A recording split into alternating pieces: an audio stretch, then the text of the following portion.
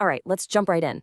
Today, we're going to take apart something you see all the time, but probably never really look at. I'm talking about one of the most common yet completely overlooked pages on the entire internet. You've been there thousands of times, but have you ever stopped to think about what's actually going on behind the scenes?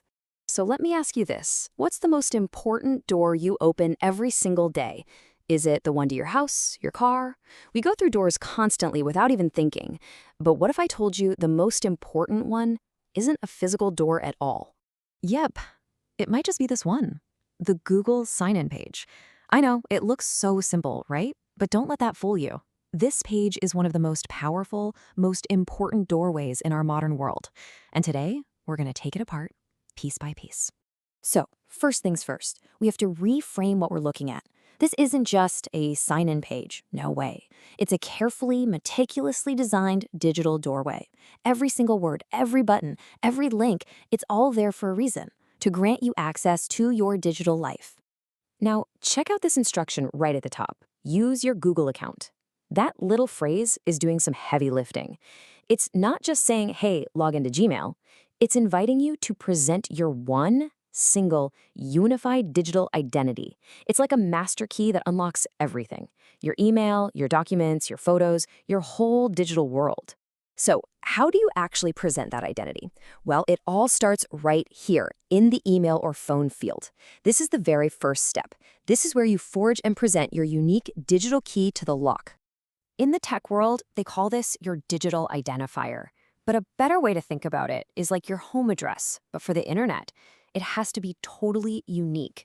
In this giant, sprawling digital city, it's the one address that points directly to you and only you.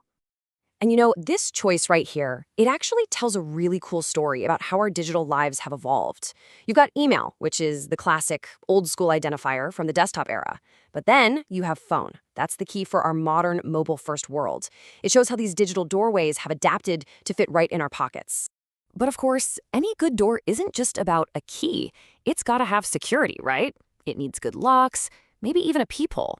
So let's look at the features this page has built right into its design to keep you safe.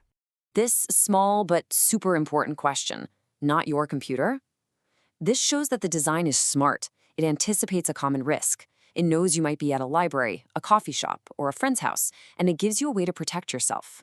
And the solution it offers is just brilliance. Guest mode.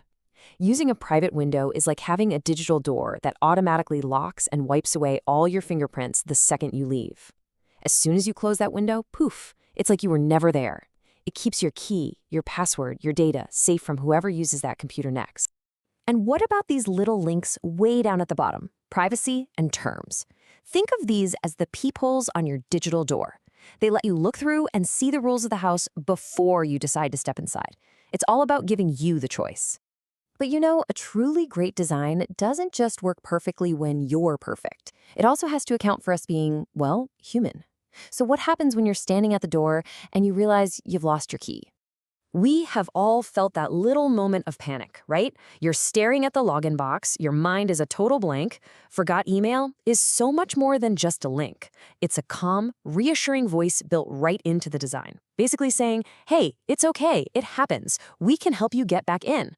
So when you put them together, links like forgot email and help create this essential support system.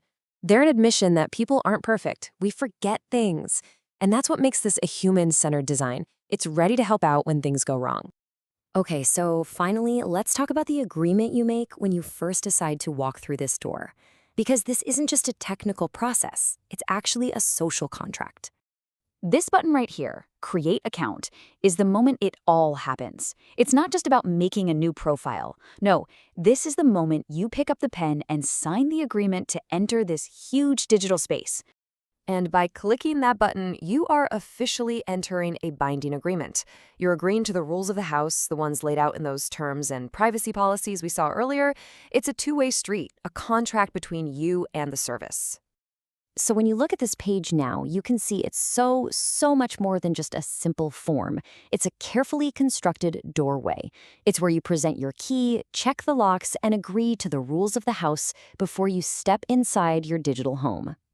And all of this leaves us with one last, big thought to chew on. As more and more of our lives are stored behind these digital doors, it begs the question, who should be the locksmith? Who should really hold the power to change the locks, to make copies of the keys, and ultimately to decide who gets in?